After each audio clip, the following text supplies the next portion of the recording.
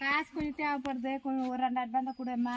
காசு எதுவும் இல்லையே, சீட்டு கட்டுறதுக்கு தான் வச்சுருக்கிறேன், வேற எதுவும் காசு எதுவும் இல்லை. கொஞ்சம் அர்ஜென்ட் கூட வேற எதுனா கொடுத்துட்றேன். இல்லை என்கிட்ட என்ன இருக்குது காசு, சீட்டுக்கு மட்டும்தான் இருக்குது. இல்லையா? ஐயோ அம்மா, சரி விடு, எங்கன்னா ஏற்பாடு பண்ணிக்கிறேன் நானே. சரி போதாங்க, ஒரு நாள் சாணிக்கு தாத்த வாரிட்டு அந்த கண்ணுக்குட்டிக்கு அந்த தட்டு எடுத்துன்னு வந்து கொஞ்சம் போட்டுருப்போம். சாணி எடுத்துதாங்க மரத்துக்கு இருக்குது பாரு, அது போய் வாரு.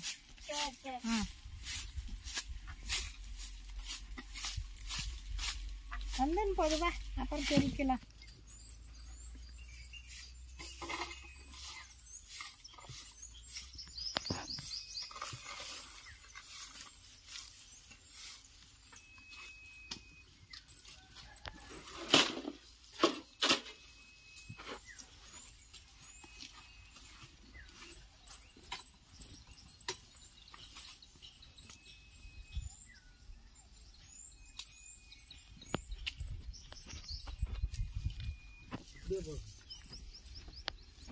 எப்படி வழி சொல்றது?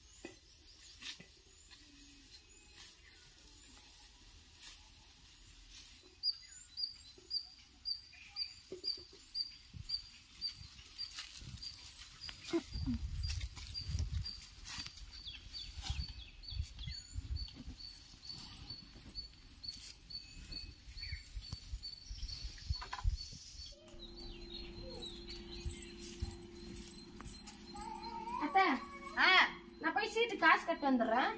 சரி போய் பார்த்து பத்திரமா போய் வா. ரோடுல என்னன்னா நடக்குது, காசு பார்த்து கட்டிட்டு பாசியாடான்னு.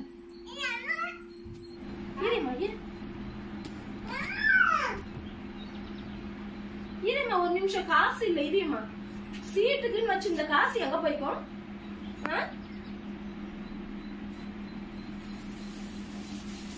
இதுலதான் நான் வச்சுட்டு போனேன், எங்க போய்க்கும்?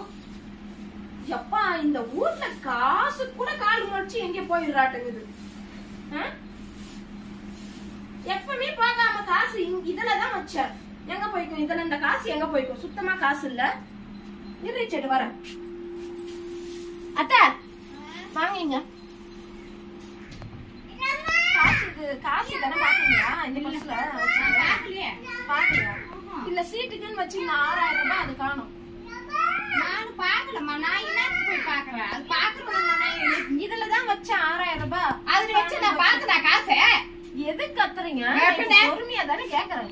காசு பார்த்தேனாக்கா நான் எங்க பார்த்த காசு என்னத்துக்கு பாக்குறது? நீ எங்க வைக்கிறது எனக்கு என்ன தெரியும்? இருக்கிறது 2 பேரு, அதனாலதான் கேட்டேன். எனக்கு தெரியாது, எனக்கு காசு தெரியாது. எங்க போய்க்கும்? இதுல வச்ச காசு எங்க போய்க்கும்? 6000 ரூபாய் மாத்தி கூட வச்சிட்டு இருக்குவேன். நான் ஒண்ணு மாத்தி வைக்கல, இதுலதான் வச்சேன். அதுல வச்சுனா எனக்கு என்ன தெரியும்? நான் எதுக்குமா எடுக்கிறேன் அதுல போய் காசை? நான் என்னத்துக்கு எடுக்கிறேன்? எடுக்கிறவங்களாக்கா உங்ககிட்ட நான் கேட்டுக்கூடாது நானு.